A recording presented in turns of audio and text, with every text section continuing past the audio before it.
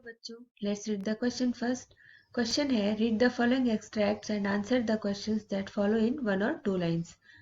यानी नीचे दिए हुए एक्सट्रैक्ट को पढ़ के हमें इन क्वेश्चंस का 1 या 2 लाइन में आंसर बताना है।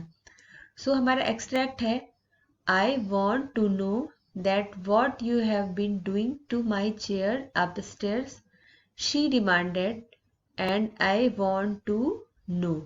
एक्सट्रैक्ट कह रहा है कि मैं ये जानना चाहती हूँ कि तुम मेरी चेयर के साथ ऊपर सीढ़ियों पे क्या कर रहे थे, और मैं जानना चाहती हूँ कि क्वेश्चन फर्स्ट है, who is the speaker of these lines, यानी ये लाइन्स किसने कही हैं, और हुम इज ही और शी टॉकिंग टू, या वो किससे बात कर रही है।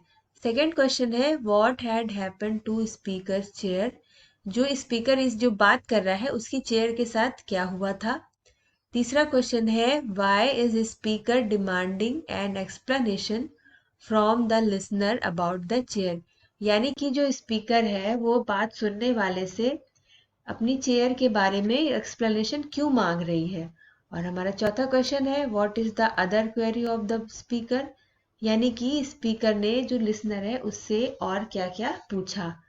तो हमारा इस क्वेश्चन का की कंसेप्ट है कि इस क्वेश्चन में बात हो रही है मिसेस हॉल की चेयर के बारे में।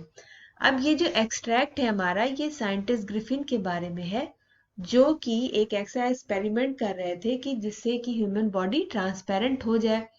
सो इसलिए अपने आप को लोगों से बचाने के लिए उन्होंने मिसेस हॉल के गेस्ट हाउस में एक रूम किराए पे लिया। लेकिन मिसेस हॉल को जो साइंटिस्ट ग्रिफिन थे उनकी कुछ हरकतें अजीबो गरीब लगी।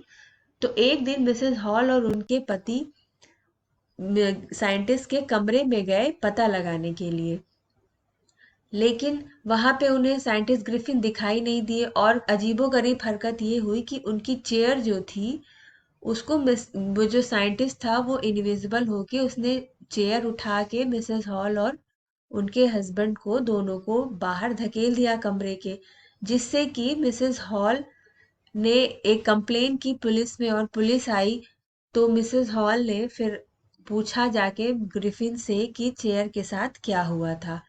तो पहला क्वेश्चन है कि who is the speaker of these lines, तो आंसर है Mrs Hall is the speaker of these lines, यानी मिसेस हॉल जो है वो पूछ रही हैं to whom she talking to.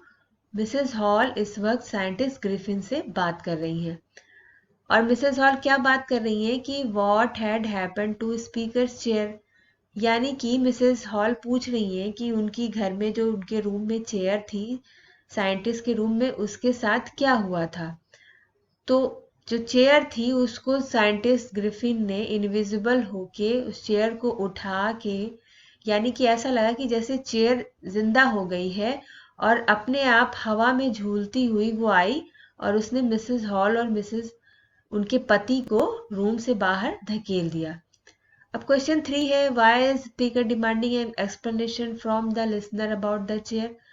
अब ये पूछ रहा है कि जो मिसेस हॉल थी वो साइंटिस्ट ग्रिफिन से चेयर के बारे में क्यों पूछ रही थी, क्योंकि जो चेयर है थी वो ग्रिफिन के रूम में रखी थी, और उस रूम में अजीबोगरीब हरकत हुई थी कि चेयर खुद ब खुद उड़ के आई और मिसेस हॉल और उनके पति को बाहर ढकेल दिया। और बाद में जब पुलिस आई तो अचानक से मिस जो ग्रिफिन थे साइंटिस्ट ग्रिफिन, वो उस खाली बेडरूम से, खाली कमरे से निकलते हुए दिखाई दिए, जो कि लॉक रहता था।